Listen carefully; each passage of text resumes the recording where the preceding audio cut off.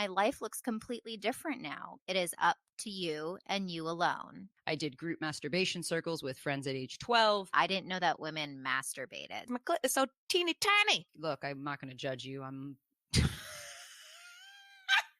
I've done a lot of things. Hi, welcome to Positively Positive. If you're new here, my name is Sarah, and today I'm talking with the three hosts of Clit Talk, Katie, Lindsey, and Sugar.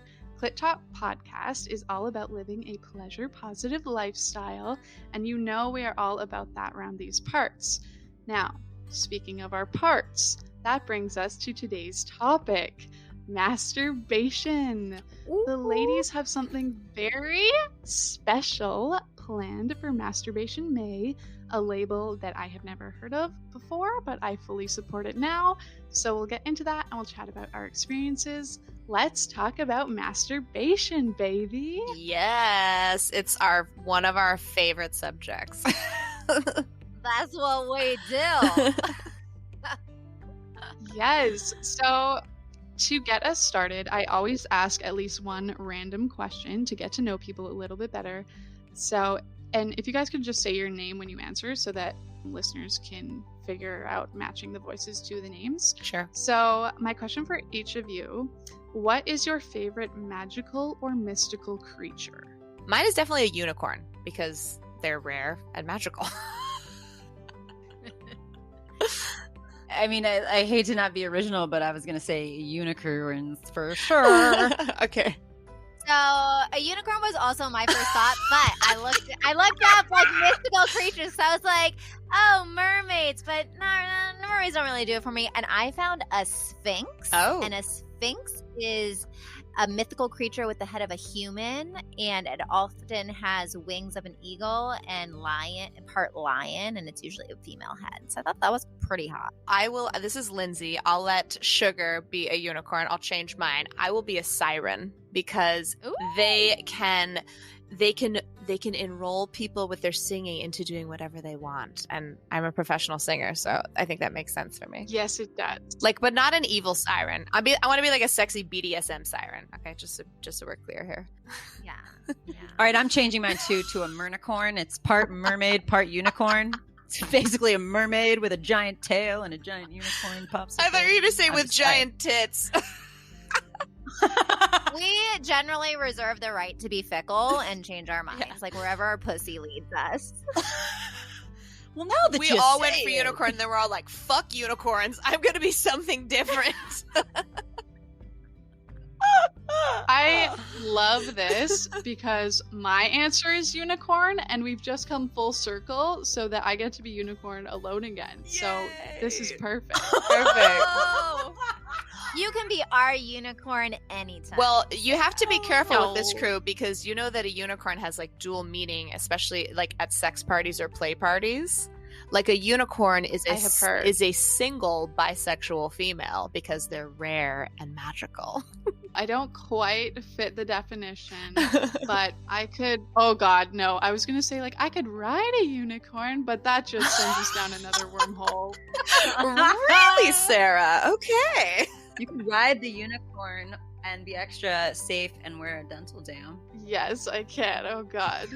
Okay, so there's your answer. Yes, I love it. We're gonna start at the beginning of time. No, I'm just kidding. But were any of you talked to about masturbation as children from your parents or anyone else? So I'll start because I think I'm one end of the spectrum. I was not talked to about sex at all. It was more, don't get pregnant. I didn't know anything to the extent that I didn't know that women masturbated. So I didn't start masturbating until I started this podcast, and I was 32 years old. Regina Thomas Shower, Pussy a Reclamation, the book, it changed my life. We have mentioned that several times on this podcast, and I saw or I heard on one of your guys' episodes that you'd read it also, and I was like, fuck yes, I will take over the world with this book. Yeah, seriously. It's the book that inspired our entire podcast. Our entire first season is each week is a review of each chapter in the book. Mm-hmm. Yeah, Mama Gina is like our homie. We're in her boot camp right now. It's amazing.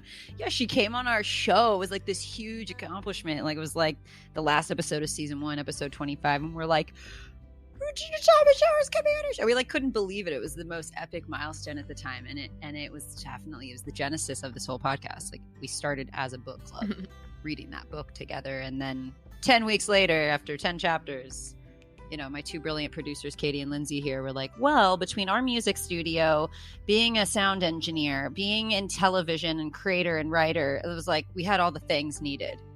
And these two incredible ladies just allow me to show up, and they do so much to make this show possible. So I'll go next in the question because I am the polar opposite of Katie, right? So yes and no.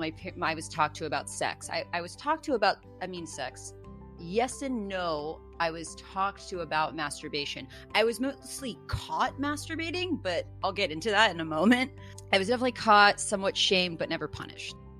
To give you a little context, I got caught with an electric vibrating toothbrush at age 13. I did group masturbation circles with friends at age 12. I discovered the jacuzzi jet at age 8.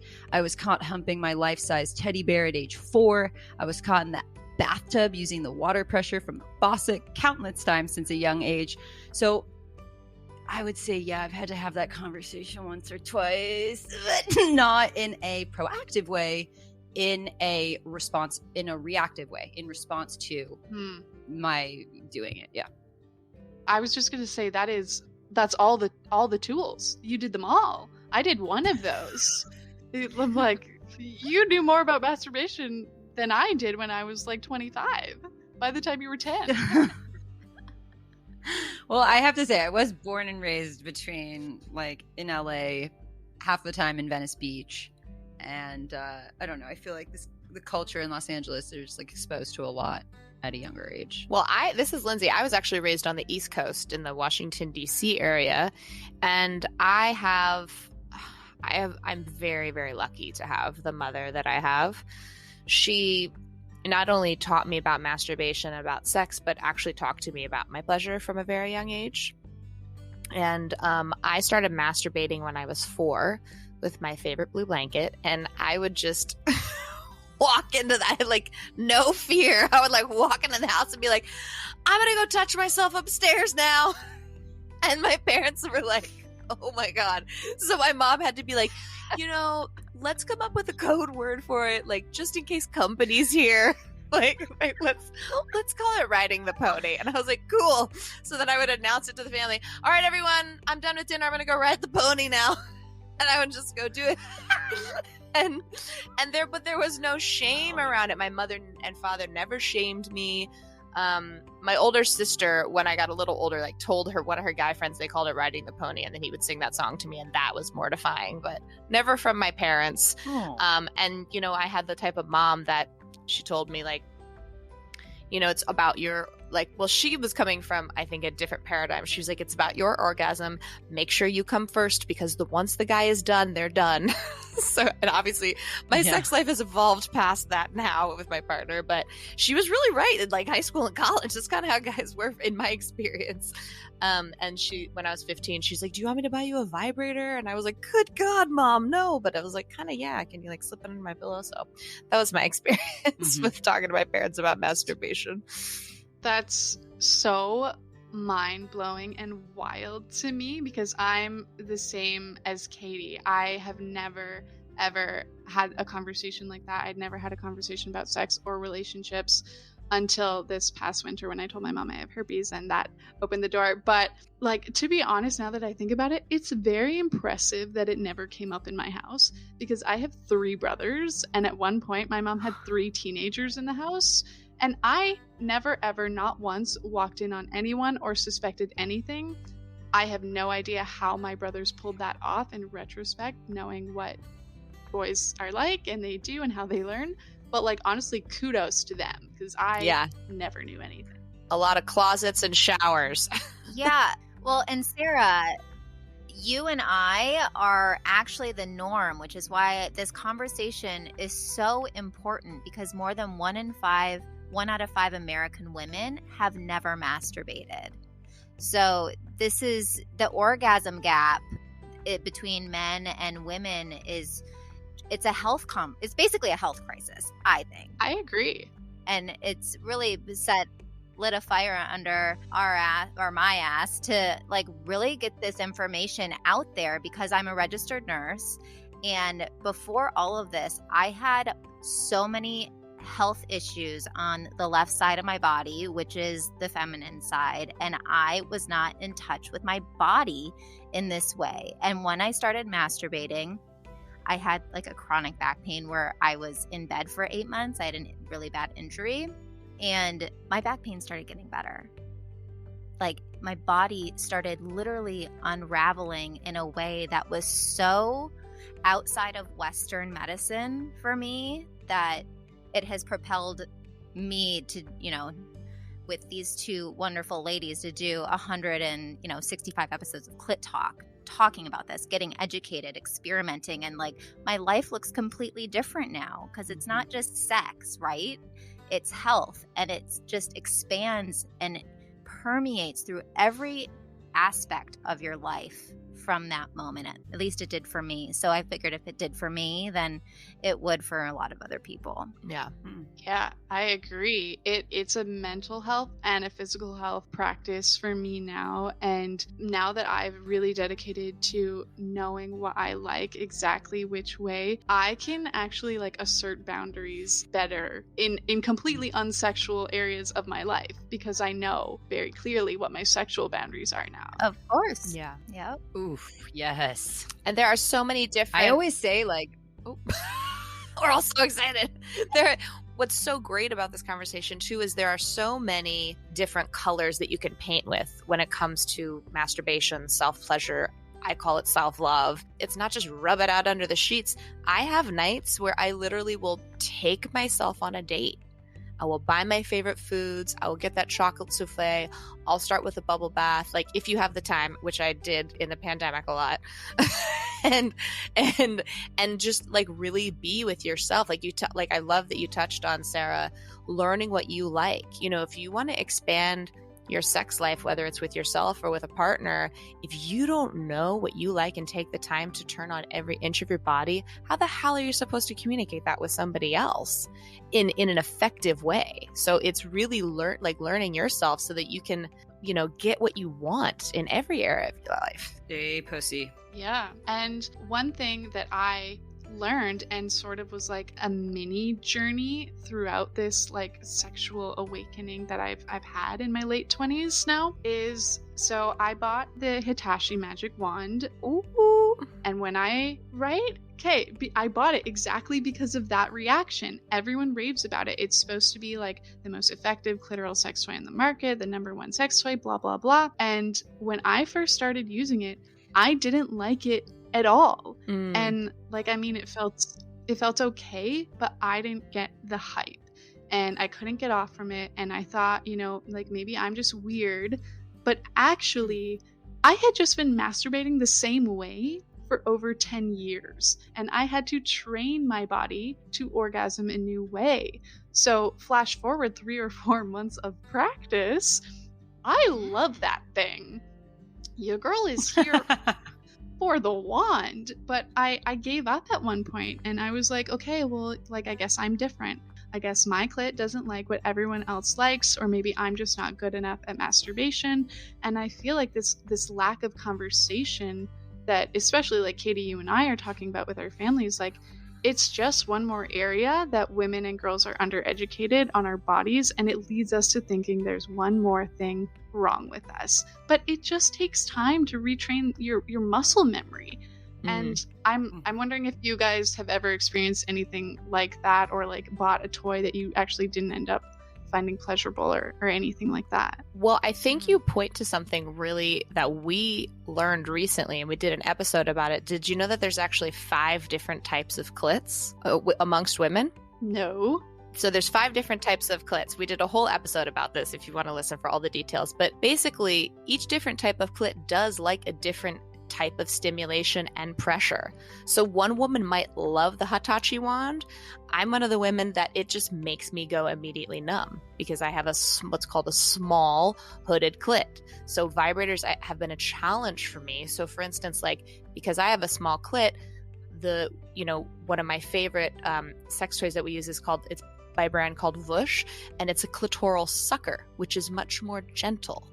So there is, speaking of toys, to answer your question, my favorite toy is a clitoral sucker because the vibrators just make me go numb because my clit is so teeny tiny. So in there, so little. Yeah. This like really blew my mind when we learned about our 5 different types of clits. And if you want to test your clit out and see what size it is, you actually have to be engorged. So if you do try this at home, you want to get the blood flowing down there, and then you get a true accurate measure. By the way, Katie and Lindsay, I totally did a retest. You were right. I have a medium hooded clit. I told you. Which is like the average of most women have medium clits. But if you go numb a lot, you're probably like me and you got a little tiny little nubbin in there. Or you're unhooded, especially an unhooded clit, because there's less with a hooded clit, there's more covering the clit. So you usually medium size, like that friction, that back and forth motion, whereas that small unhooded clit needs like this light, gentle stroke because it doesn't have this big piece of skin over it, the hood. You love your Hitachi with your medium-sized clit. I love my Hitachi. Me and Katie are definitely magic wand sisters. We all are really obsessed with this sex positive female empowerment company called Vush. They have incredible vibrators on the market. They just partnered with Cardi fucking B, so like go check them out. Yeah, and you can use Clit Talk. You can get 20% off of them. Yes, if you use code Clit Talk, you can get a discount. And they're our faves. But I still, my magic wand's still part of my masturbation practice, especially for the ones in between conference calls. Amazing. So we get a lot of vibrators sent to us. So to answer your question, yes, there are a lot of them out there. Like we try them, we don't like them, and we've really run the gamut. So they make great gifts, if try them once, don't like it, to a friend who you can say, I used this once. If you don't want it, you don't have to have it. But I think you might like it. Do you want to try? I've had friends that have been like, oh my gosh, Jess, I'll take your bag of vibrators. Your used vibrators. Oh I've my given away God. some used vibrators. You just boil them in water, disinfect them. They're good as new. Make some vibrator stew. Boil them. I use I got a menstrual cup. I hated it. That's another topic, but I got the wash for it, and I like wash my sex toys with that. So I was like, maybe I'm sure she washed it before it found a new home. Totally. I remember when I was 16, I had a friend who was like 2 years older than me in high school. She would drive us places in her cool car. And I was on a mission to get a fucking vibrator because I had been using like an electric toothbrush Oh my God. for quite some time. Not the bristly side, obviously. Which we don't recommend, by the way. Do not. And that's actually Get a proper sex toy. like, had sex education been more pleasure education focused, like I could have been educated and not done that. That's so dangerous. Kids like playing with vibrating things that could be really harmful and dangerous. Like, what the fuck? That's why we need pleasure education in this country, people. So anyways, I'm on this mission to get a fucking vibrator, like a real vibrator. And my friend takes me there. I got my first bullet, like a hot pink metallic little bullet, broke after a few months. Then I went back to being vibratorless. Ironically, like my next vibrator was the magic wand. And that was like going from 0 to 100. I get that. I 100% get that. But if you know me by now, those are people that know me, that's kind of my MO. It's either 0 or 100. I'm trying to create the 50, finding that balance. That balance. Just to give you the world of Sugar.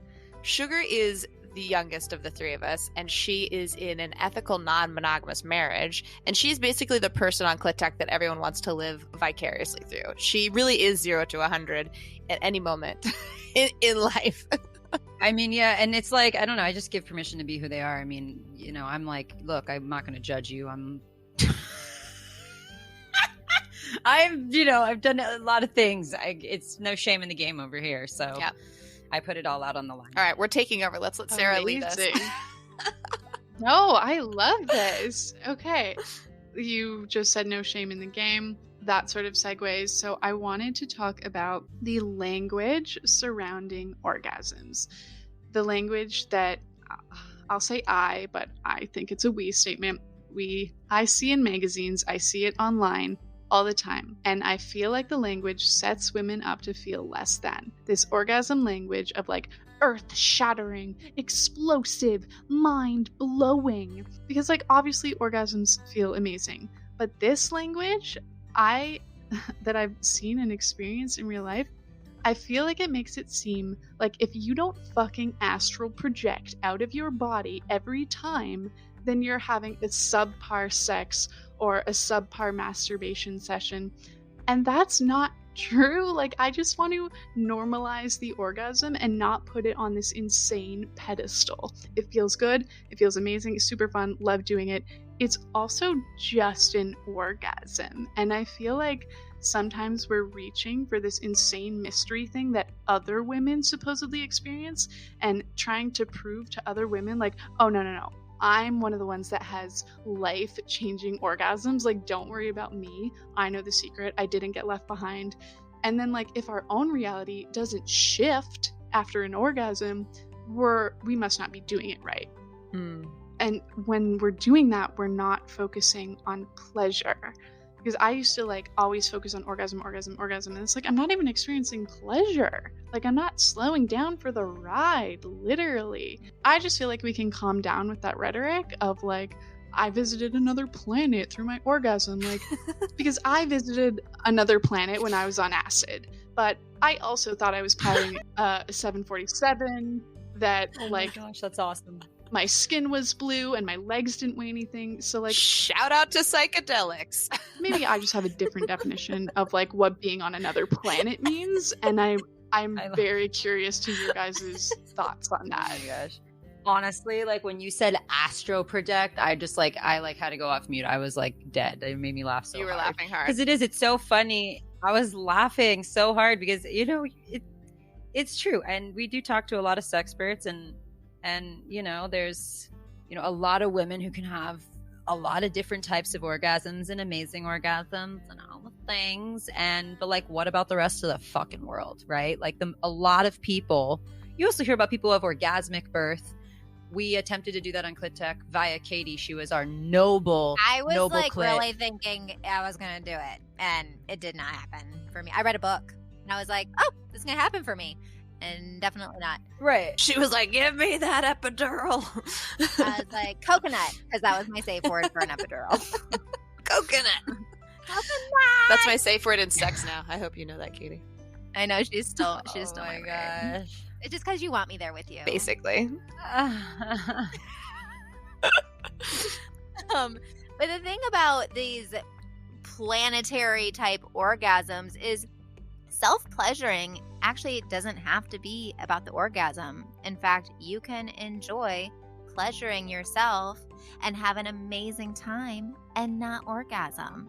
And that is still an amazing experience. It's still part of a pleasure positive lifestyle.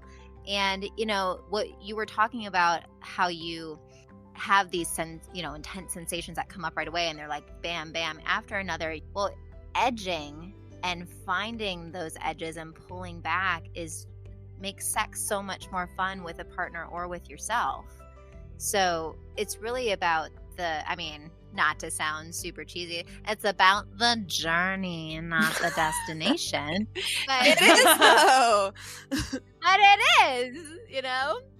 Yeah, I mean, I think that's really well said, Katie. And I, Sarah, this is Lindsay. I love that you asked this question. And I think that you're pointing to a much bigger conversation, which is the expansion of the conversation of orgasms, right? And in the expansion of that conversations, it's no longer about the orgasms. And that's really what Clit Talk is we're here to expand the conversation of pleasure, because pleasure even goes beyond masturbation, even goes beyond sex. You know, pleasure is, in the 5-day course that we're coming out with, it's sort of like transformation meets sex magic meets spirituality. And when you combine those things together and you're in a state of true pleasure, manifestation is like really what's possible. Now imagine if you're having a pleasure session with yourself where you're manifesting in your life the things that you want and you're able to walk through your day in joy, lighting up any room, whether you had an orgasm or not. That to me is a game worth playing. To be able to lie in bed and just put my hands all over my body and feel the curves of my breasts and feel my thighs, whether they're feeling thick to me that day or not, and falling in love with every inch of my body, being able to look at my pussy in the mirror and make peace with her, being able to embrace pleasure at that level, it makes an orgasm seem like amazing and so unnecessary. But also great. I mean, we all love orgasms. Let's not joke about that. Yeah. Right. Yeah, everything you just said. And even so, obviously this is a podcast, you guys can't hear it, but Lindsey just like literally ran her hands over her body. And it reminds me of a few years ago, the first time I took a dance class. And it was not the first time, but anyways, for the purpose of this, the first time I took a heels dance class. And our teacher called it hover hands, where over half the women in this class literally could not even rub their own bodies as a dance move. And she'd be like, girls, no hover hands. Like, it's your body. You can touch it. It's okay. And like, even such a simple thing as you said, like looking at your vulva. I didn't fucking look at my vulva until I got diagnosed with an STI. And now me and Madam President down there are best friends. But like, I don't want that to come as late in life as it came for me. So yeah, like tell me more about this course, if there's anything you want to add, and like when is it? How can people find it? Why are you guys doing it? You kind of covered why, but yeah. So it's in May, obviously. It's an ode to Masturbation May. We're still finalizing the dates. But we can do to get more information is go to clittalkshow.com/self-pleasure. And really what we're doing is imagine being able to give yourself the space to get in touch with your deepest desires. So many of us don't actually take the time to get in touch with our deepest desires, and to be able to then go from that and make your deepest desires reality, and be able to have a set point that you can get back to no matter what the circumstances are around you in your life. We have a tool that we're going to give you. You can get back to pleasure no matter what is happening in your life, and get back to this place of manifestation from pleasure. Katie, what else? I know I'm missing a bunch of what we're doing. It's really all about, we as individuals are responsible for our own pleasure. So if you do not have pleasure in your life, it is up to you and you alone. It's not your husband, it's not your boyfriend, it's not anyone else's responsibility or fault that you don't have pleasure in your life. So and that is something that I have really had to come to terms with, because I didn't enjoy sex and I thought it was my husband's fault, and it just isn't that way. So it started with masturbation for me because I didn't have that in my life. But now, like for instance, today I was in my head, like thinking, just frantically overwhelmed. How am I going to get everything done? And then this training, we've been doing this show for 3 years. So we've trained ourselves to be responsible, to live a pleasure positive lifestyle. And I checked in with my body. I relaxed my perineum area because I hold so much tension there, which so many people do. And all of a sudden, clarity came over me.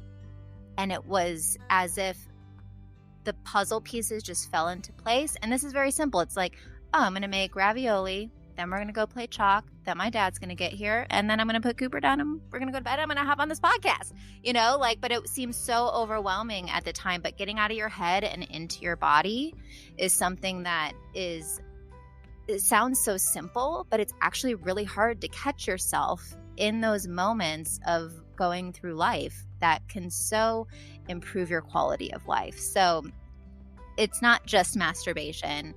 It's not just health. It's overall well-being and taking it from the bedroom to the boardroom and finding success. Yeah, and this is Sugar, and I'll add one component here. Lindsey mentioned manifestation and bringing in this practice called sex magic.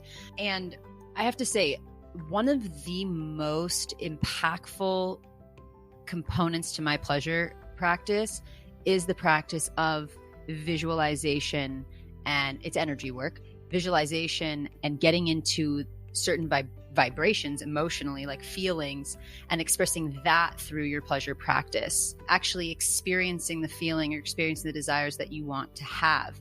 And if you don't believe me, then I will give you an example. One of the first few times I did sex magic, I was like, all right, what the fuck? Like, I'm going to do this thing and I'm practicing. And my husband and I actually did like a partnered, we were doing sex. We were like, we want to generate 10 grand by the end of the week. Okay. Now we did. So, you know, I attribute that to that, but the power of intention, right? And we have to remember that our sexual energies, our sacral chakra, it's our creative center. It's literally breathes life, right? It creates life. So your creative center is where you manifest from. So one of the biggest things we explored in the beginning of the journey of Clit Talk in our podcast was how women are disconnected from their pussies.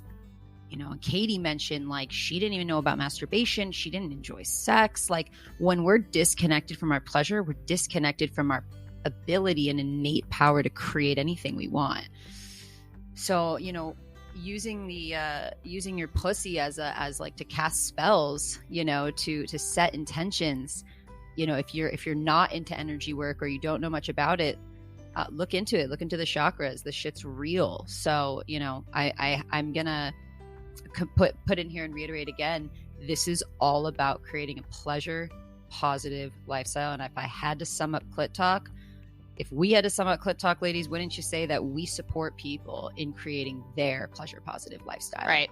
Yeah. And that's a distinction that we're creating as part of this. And just logistically what it is, if anyone's interested, it's going to be a free 5-day thing where you hop on Zoom with us in the evening for 30 minutes. And each day we have a different distinction that we walk you through.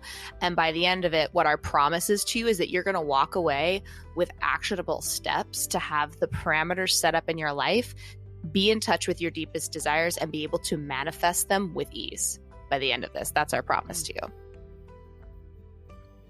I love that. Actual tools is what I know people come to this podcast for. They come to me for. So I know a lot of my listeners are vulva owners. I know a lot of you might be disconnected from your sexuality right now. It's fucking free. Like, go check it out. Find Clit Talk. Their Masturbation May. Like, go fucking check it out. And before we wrap up, on the note of free shit, depending on when this comes out, I will be about to or in the middle of my own giveaway the first week of May, Masturbation May. It's the official name now. If you follow me on Instagram at Positively Positive Podcast, I'm giving away a membership to omgyes.com. Oh my God, yes.com. It's a female pleasure website. Yes, it is the one Emma Watson was raving about a few years ago. I have a membership and I love it. So if you want to figure out your body a bit more, retrain that muscle memory, ohmygodyes.com has instructional guides, videos, literal demonstrations on topics like edging, rhythm, multiples, and more. So if you want a free membership, check out my Instagram. It's not sponsored by them. This is not sponsored. It's just me and my heart and my desire for you to be connected to your fucking pussy. Clit Talk ladies, we are on a mission. I feel we are on the same mission to bring pleasure into our own lives and keep it there and for everyone else. Thank you so freaking much for coming on. One more time, where can they find you guys and your content? It's pretty easy. So our Instagram is at Clit Talk Show. Our website is clittalkshow.com. And if you'd like to sign up for the list to do the Masturbation May challenge with us, that's clittalkshow.com/self-pleasure.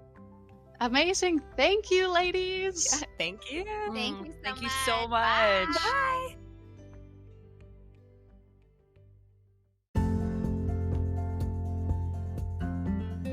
Thanks for listening. Share this link far and wide, leave 5-star reviews, and follow me on Instagram at Positively Positive Podcast. Check out the website, positivelypositivepodcast.com, for reliable HSV resources and options to support the podcast or say thanks. Buy me a coffee, join the Patreon, or get yourself a Positively Positive sticker.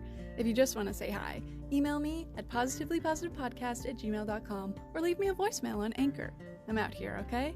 It will always be me reading all your messages. You are not alone. I'm living positively positive, and you can too.